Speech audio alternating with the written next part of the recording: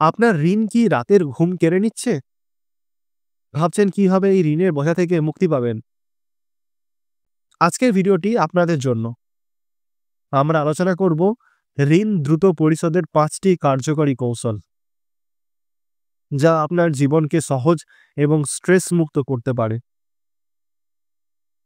কিন্তু একটা গুরুত্বপূর্ণ প্রশ্ন, আপনি কি জানেন ঋণের বোঝা শুধু অর্থনৈতিক নয়, মানসিকভাবেও আমাদের কতটা ক্ষতি করে? হয়তো ভাবছেন ঋণ তো সবারই আছে, আমার কি হবে? বন্ধু, এটাই আপনার সুযোগ। আপনি আজ একটা সিদ্ধান্ত নিলে আপনার ভবিষ্যৎ সম্পূর্ণ বদলে যেতে পারে। ভিডিও শেষ না করা পর্যন্ত দেখুন, কারণ আমি একটা বিশেষ কৌশল শেয়ার করব, যা আপনার জীবন বদলে দিতে পারে।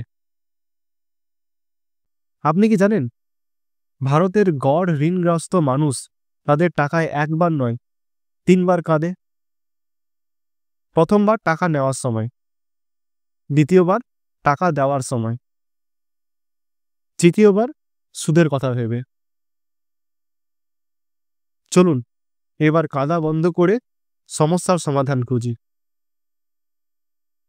প্রথমে আপনাকে জানতে হবে আপনার ঋণের পরিমাণ কত। বেশিরভাগ মানুষ ঋণের হিসাবই জানে না। এই ভুলটি করবেন না। একটা কাগজে বা ফোনে লিখুন কত টাকা ঋণ, কাদের কাছে এবং কি সুদের হার। উদাহরণস্বরূপ, ক্রেডিট কার্ডের ঋণ ৫০,০০০ টাকা, ব্যক্তিগত ঋণ ১,০০,০০০ টাকা। এই হবে। আপনার যদি ঋণের তালিকা না থাকে, তবে এটি একটি অন্ধকার ঘরে হাঁটার মতো। আপনি জানবেনই না সমস্যার মূল কোথায়। ধরুন হঠাৎ আপনার জরুরি টাকা দরকার, অথচ ঋণের কারণে আপনি ১ পয়সাও জোগাড় করতে পারছেন না। এই ধরনের পরিস্থিতি কেমন লাগবে? তাই তালিকা করুন এবং নিজের পরিস্থিতি পরিষ্কার বুঝুন। তালিকা তৈরি করা হলে চলুন দেখি পরবর্তী গুরুত্বপূর্ণ ধাপ কি। আপনার তালিকা দেখুন এবং ঋণগুলোকে অগ্রাধিকার দিন। উচ্চ সুদের ঋণগুলোকে আগে পরিশোধ করুন।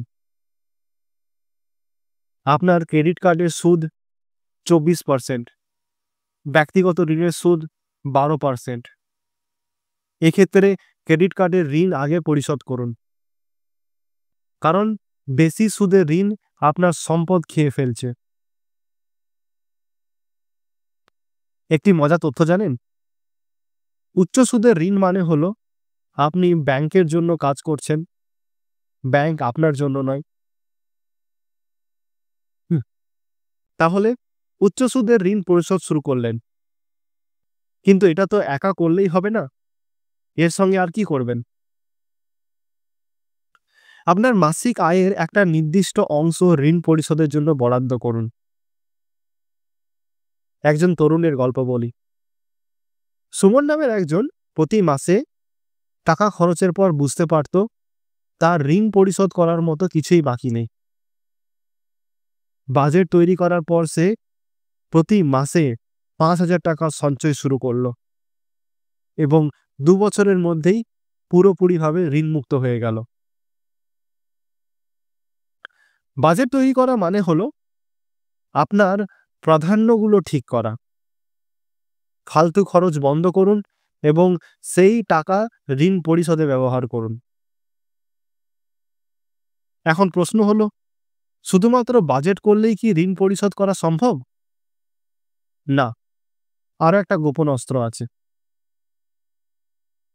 ঋণ দ্রুত পরিশোধের জন্য সেরা উপায় হলো আপনার আয় বাড়ানো। মধ্যবিত্ত রমেন বাবুর কথা ধরুন। তিনি অফিসের বেতন দিয়ে ঋণ পরিশোধ করতে পারছিলেন না। তিনি একটি ফ্রিল্যান্সিং কাজ শুরু করলেন। মাত্র ৬ মাসের মধ্যেই তার সমস্ত ঋণ শোধ হয়ে গেল। আজকের যুগে ফ্রিল্যান্সিং, ইউটিউব, ব্লগিং বা অনলাইন কোর্সের মাধ্যমে আয় করা খুব সহজ।